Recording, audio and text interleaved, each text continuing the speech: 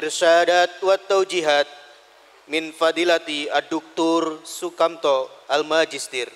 Falyatafaddal sa'adatahu mashkura. Bismillahirrahmanirrahim. Assalamualaikum warahmatullahi wabarakatuh. Para santri semuanya, Allahu Akbar. Allahu Akbar. Allahu Akbar. Merdeka. Alhamdulillahi rabbil alamin.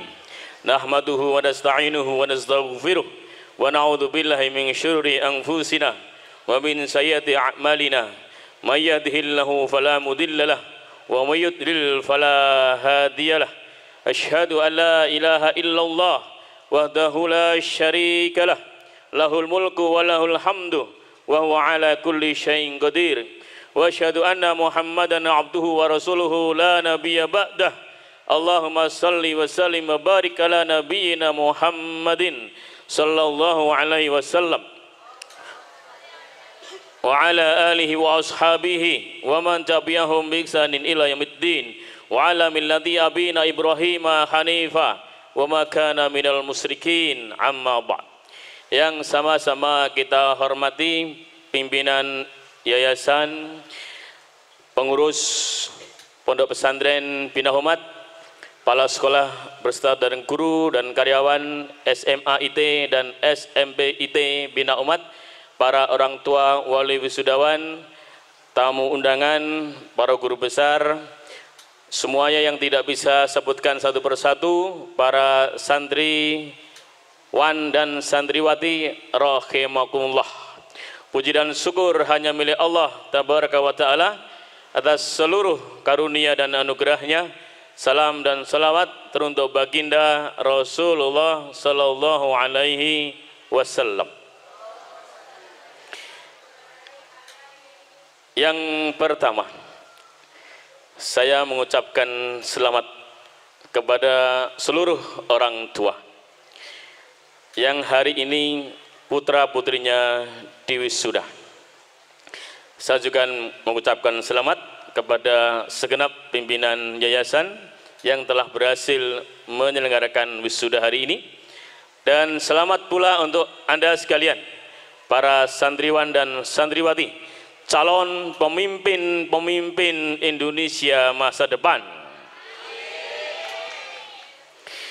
Untuk itu ingatlah sejarah Nabi Allah Muhammad SAW, di mana beliau dilahirkan, dalam kondisi seperti apa tempat di mana beliau dilahirkan, dan apa perintah Nabi, apa perintah Allah terhadap Nabi saat itu. Pada saat Nabi dilahirkan, situasi Mekah luar biasa, tidak serba ada.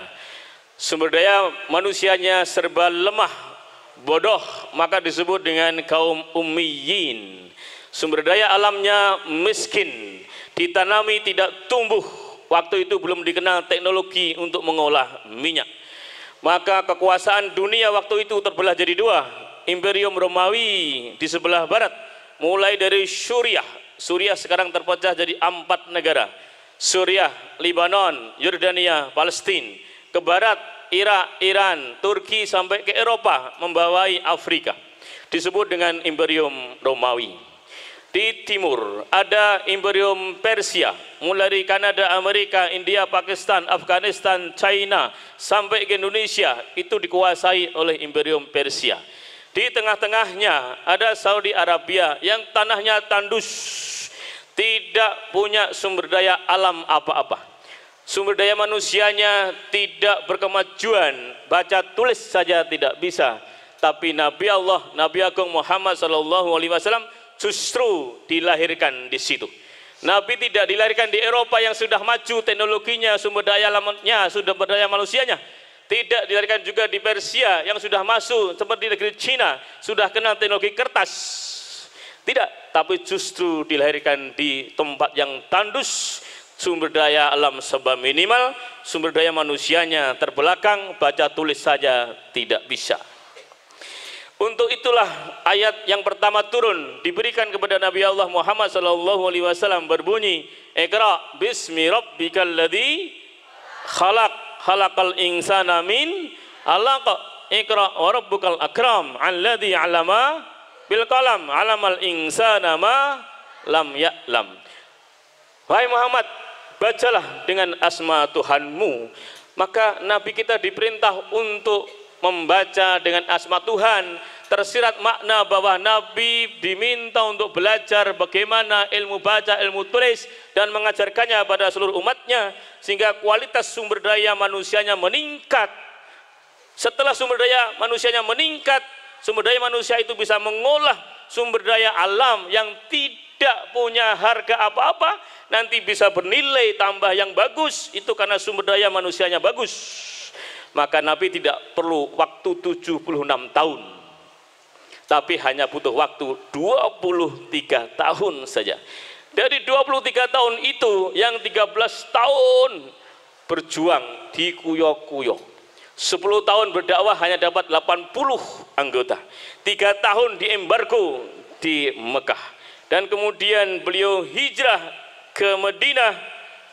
Tahun pertama susun teknologi, susun kekuatan. Tahun kedua sudah mulai perang, disebut dengan perang Badar, karena kaum muslimin waktu itu banyak hartanya dirampas ketika mau hijrah. Ingatlah ketika kaum muslimin mau hijrah dari Mekah ke Madinah, tidak boleh bawa harta, tidak boleh bawa kudanya, tidak boleh bawa untanya, seluruh perhiasannya, harta bendanya harus ditinggal, dan dia pergi ke Mekah, pergi ke Madinah tanpa membawa perbekalan apa-apa kecuali sekedar untuk dimakan dan diminum sepanjang perjalanan. Tapi hanya butuh waktu 2 tahun, Nabi Allah Muhammad SAW menjadikan para sahabatnya bermental baja, dan kemudian mampu melawan 1000 pasukan hanya dengan 300 pasukan saja. Kejadian ini direkam oleh Allah Subhanahu wa Ta'ala di Quran surat yang bisa saya kasih bonus 100.000. Sebutkan surat dan ayatnya. Maju, angkat tangannya. Cerita tentang perang Badar. Masya Allah. Ayo, buatkan satu para santri. 100.000 kurang menarik, tambah lagi. 150. Ayo sebutkan hadiah ini. Quran surat apa, ayat berapa, sejarah tentang perang Badar. Kurang menarik, masih tak tambahin lagi. Tambahin 100 lagi. Oh, kok 50, tambah 50, 200. Yuk, sebutkan. Udah berdiri? Quran surat apa, Mbak? Oh, saya kira mau jawab, ternyata tidak. 200 loh. Ayo, Quran surat. Kalau tidak, wah, itu wali santri atau santri? Ayo, yang santri yang diwisuda. Ayo, siapa yuk?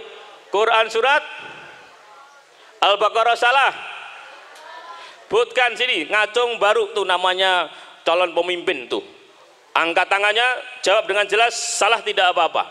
Karena tidak pernah benar ketika tidak pernah salah. Anda tidak harus takut salah. Segera ambil keputusan, walaupun salah kemudian diperbaiki. Itulah pemimpin yang baik. Silakan. 200 kurang menarik iki. Bener nggak ada? Masuk kantong lagi lah. Ayo sini. Sebutkan, angkat tangannya dulu. Ya, angkat tangannya. Ya, kamu Mbak. Quran surat Ali Imran, oke, ayatnya.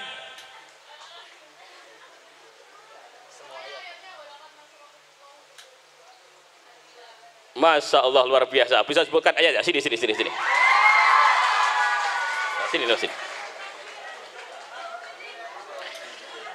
Sini, naik sini.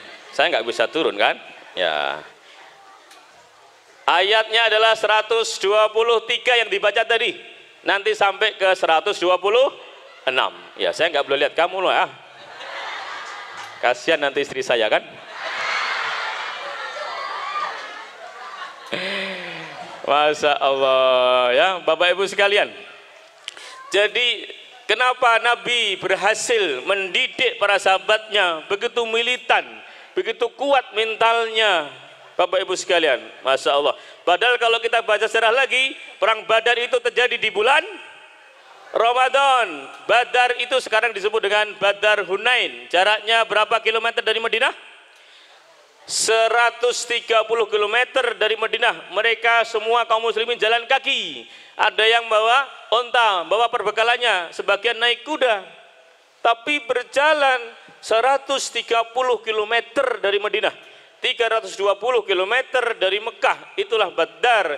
Tanahnya subur, ditanami tumbuh. Di situ ada danau yang berisi air, sehingga semua orang dari Mekah maupun Yaman ketika bepergian negeri Syam di musim panas dan pulang lagi dari Syam mau ke Mekah ke Yaman, pasti singgah di situ karena tempatnya subur, ada tersedia air banyak.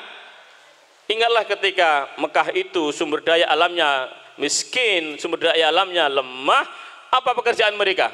Pekerjaan mereka bukan bertani, ditanami nggak tumbuh, maka pekerjaannya adalah berburu dan berdagang. Maka kemudian direkam oleh Allah Subhanahu wa taala ketika musim panas dia ke Syam mendekati kutub, kemudian ketika musim dingin dia menjauhi kutub, maka ke selatan ke negeri Yaman. Direkam oleh Allah, li ila fi quraisyin ila fihim rihlatash syita'i wasayf falyabudu rabb hadzal bait alladzi at'amahum min ju' wa amanahum min khauf. Itu terjadi pada musim panas dan kebetulan bertepatan dengan bulan Ramadan. Maka Ramadan artinya panas atau membakar. Memang situasinya sedang musim panas.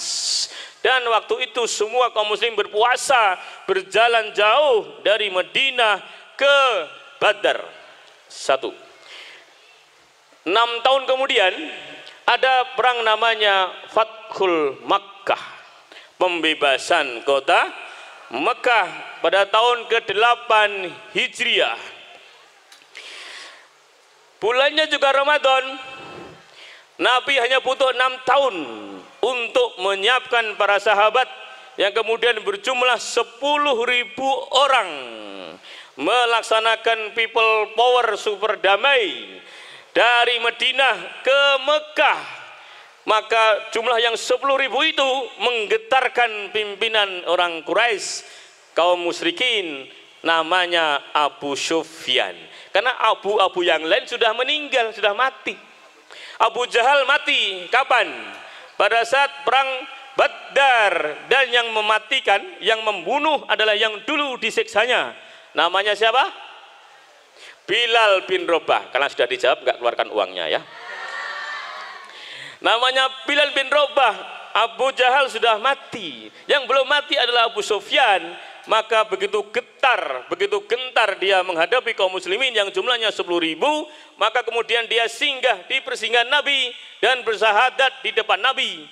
Maka kemudian Nabi mengumumkan, siapa yang masuk Ka'bah dijamin aman, siapa yang masuk rumah dan menutup pintu dijamin aman, siapa yang masuk rumahnya abdusan dijamin aman. Maka 10.000 pasukan bersenjata lengkap itu masuk ke Mekah tanpa ada pertumpahan darah satupun. Yang ketakutan ada, namanya siapa? Kemudian dia eksodus ke Yaman. Tahu namanya? Oh, minta hadiah lagi. Oke, mudah-mudahan masih ada uangnya nih. Ini sedekah saya hari ini ya. Oh, kok 10.000? Oh, ada 100.000. Nah, yuk. Namanya siapa? Sebutkan. Yang laki-laki ganti, santriwan. Siapa yang kemudian eksodus ke Yaman? Maju sini. Angkat tangannya, maju. Itu calon pemimpin tuh. Ciri calon pemimpin itu berani ngomong, ini saya, kemudian ini pendapat saya, salah tidak apa-apa, perbaiki. Itu loh. Yuk, silahkan angkat tangannya. Ayo mas, itu sudah mau angkat tangan. Kamu harus berani. Ya, iya kamu, iya. Ya, angkat tangannya. Wih, ya, sebelah sana. Siapa namanya? Yang eksodus ke Yaman. Tak kasih clue lagi. Kemudian nanti balik ke Mekah dan mencari Nabi ke Madinah. Ya, siapa mas? Berdiri dulu.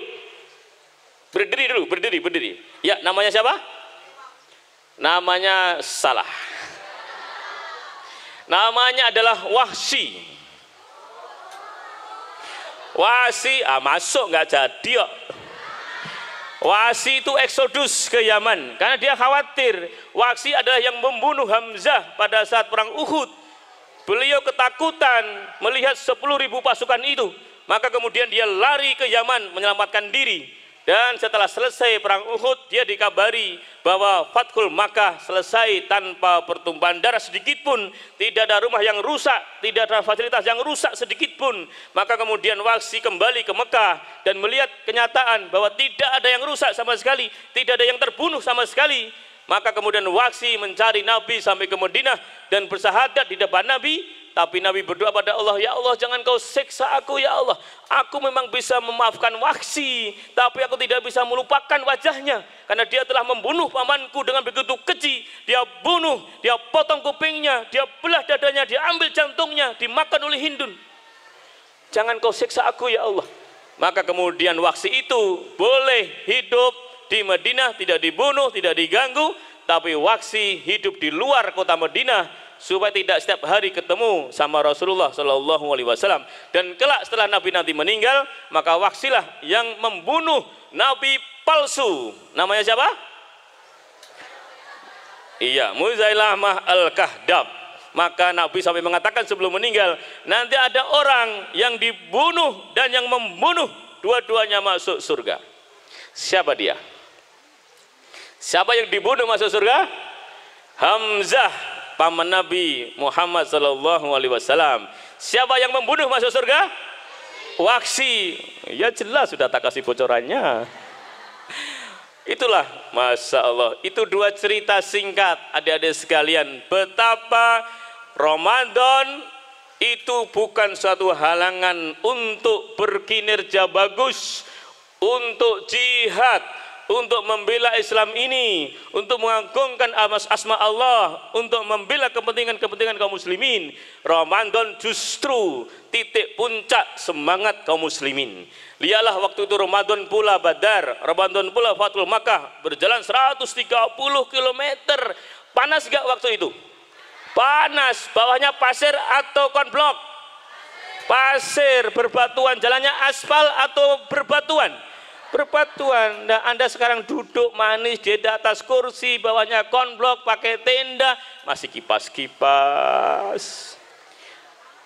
Masya Allah, kalah jauh dibanding dengan kondisi sahabat para nabi waktu itu. Dan Nabi hanya butuh waktu 2 tahun untuk menyiapkan itu.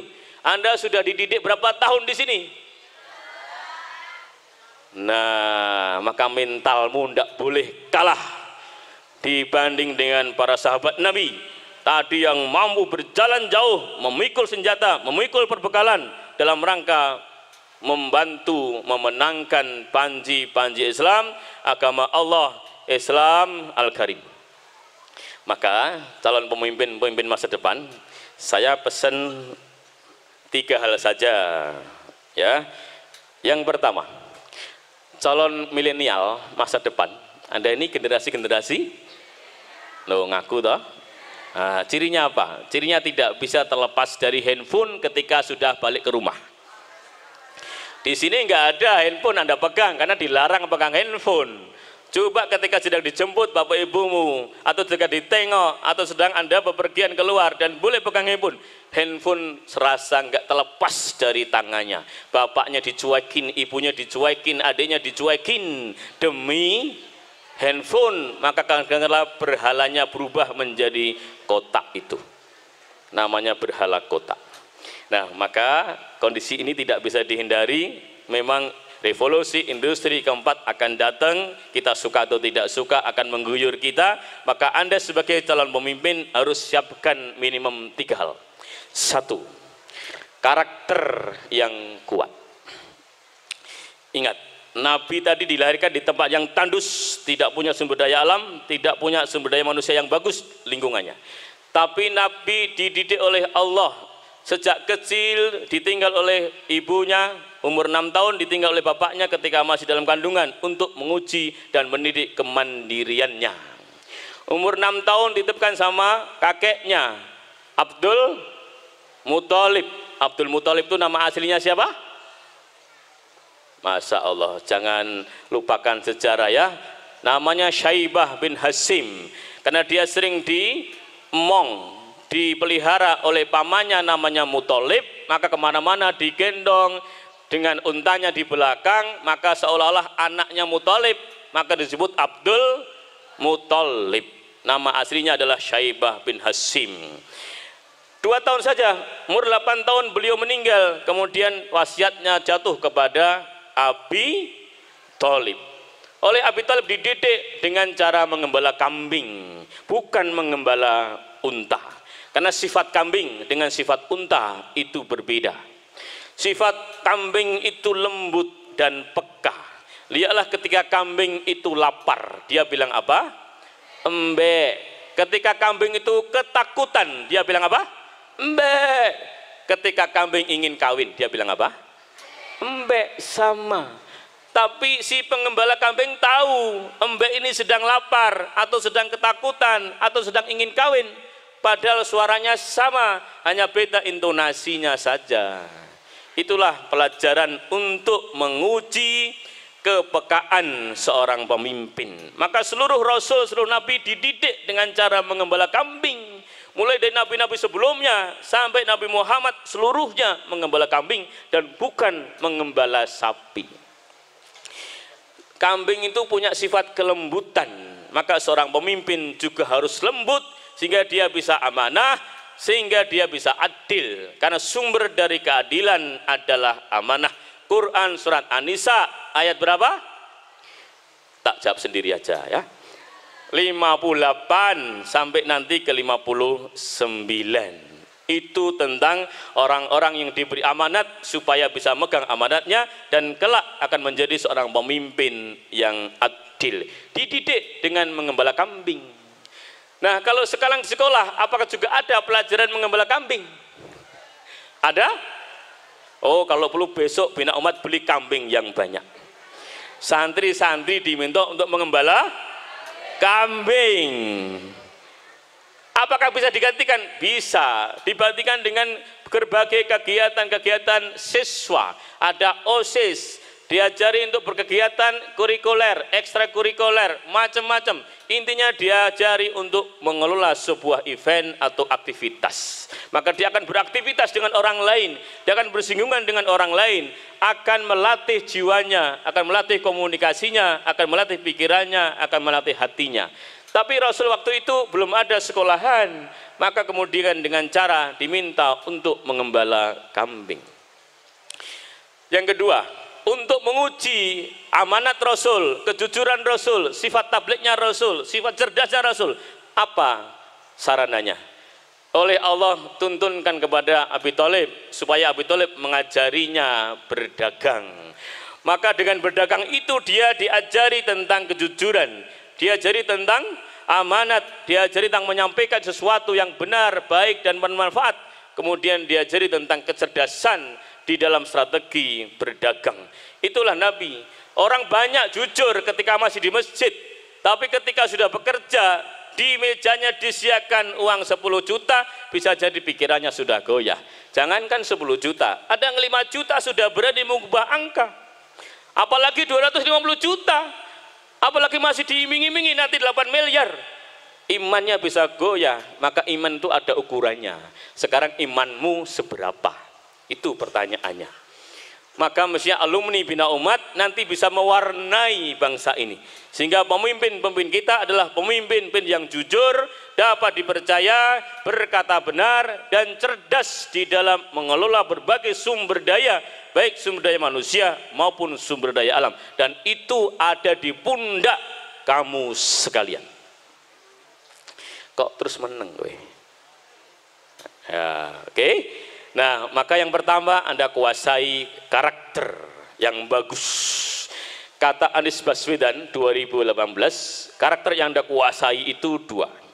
1, karakter kinerja, kinerja tuntas, kinerja cerdas, kinerja keras dan ikhlas.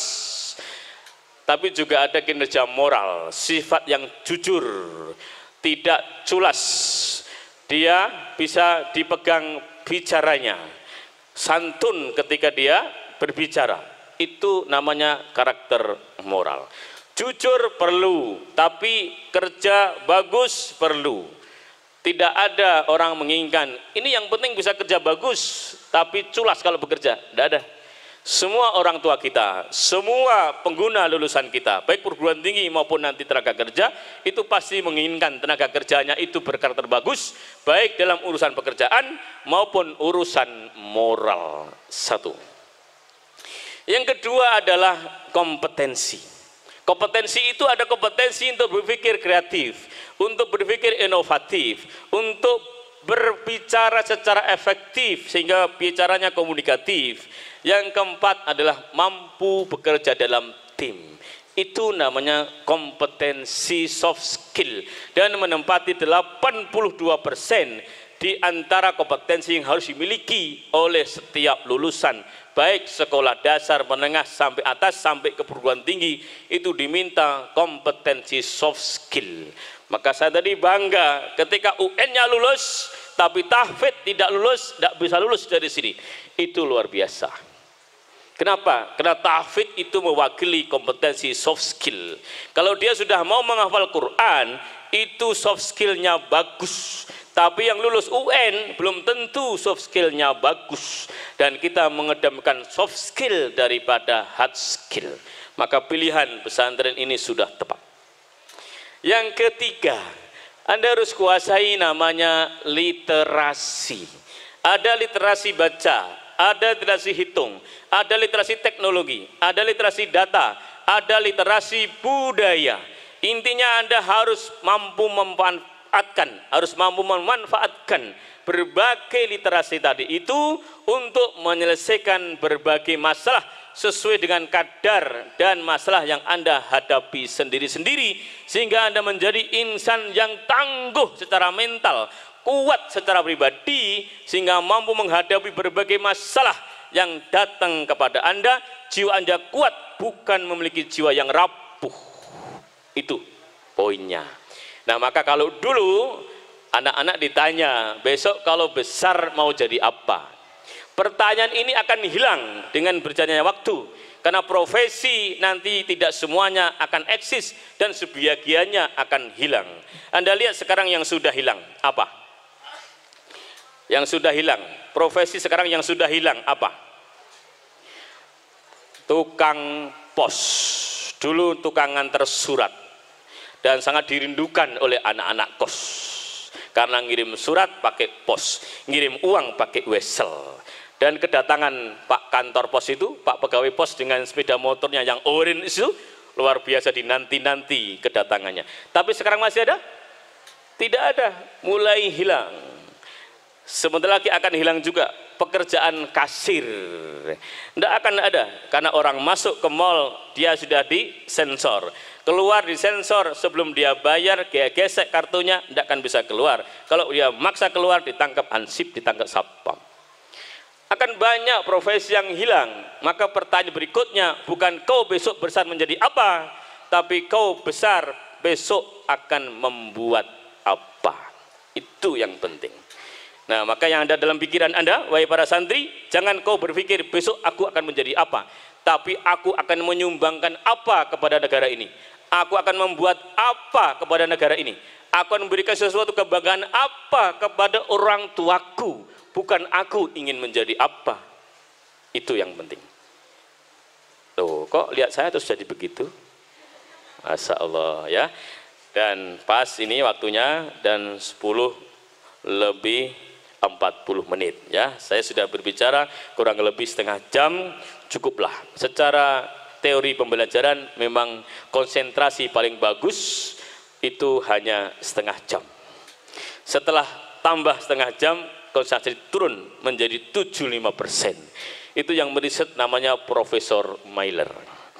Dengan ceramah seperti ini, setengah jam pertama konsentrasi 100% saja, Anda hanya akan menangkap maksimum 10%. Artinya kalau saya ngomong 10, Anda tangkap berapa?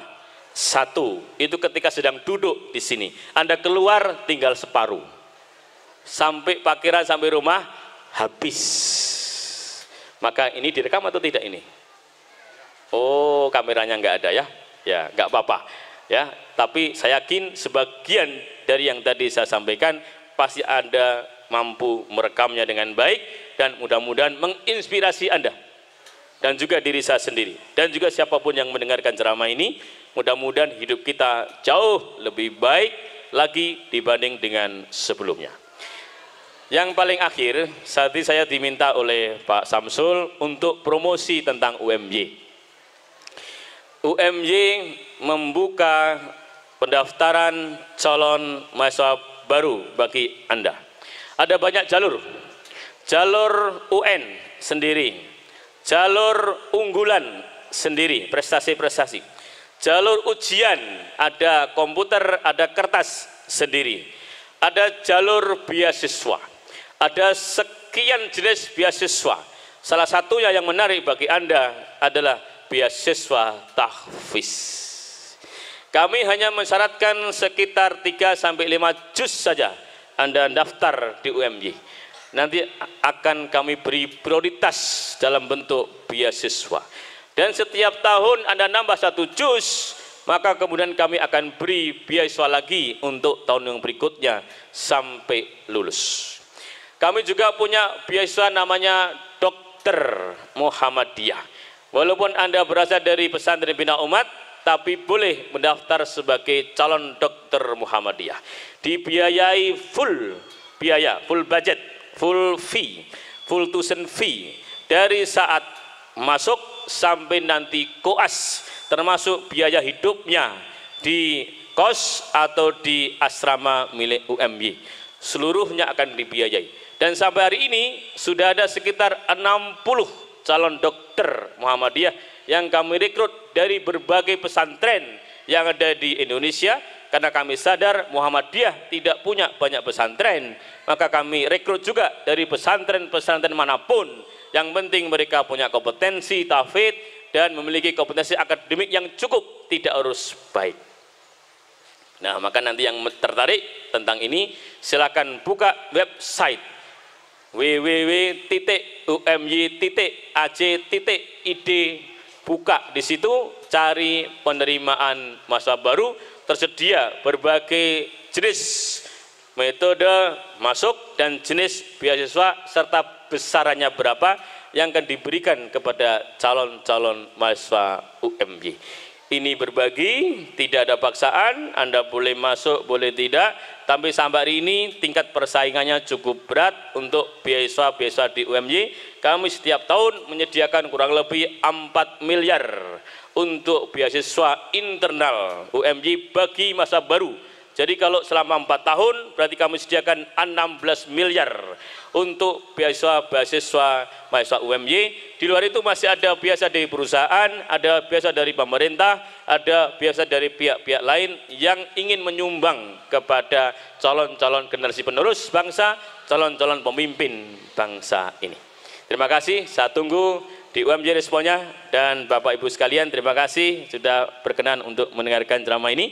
Dan saya mohon maaf kalau ada banyak kekurangannya. Bila hidayah wa taufik, wassalamualaikum warahmatullahi wabarakatuh.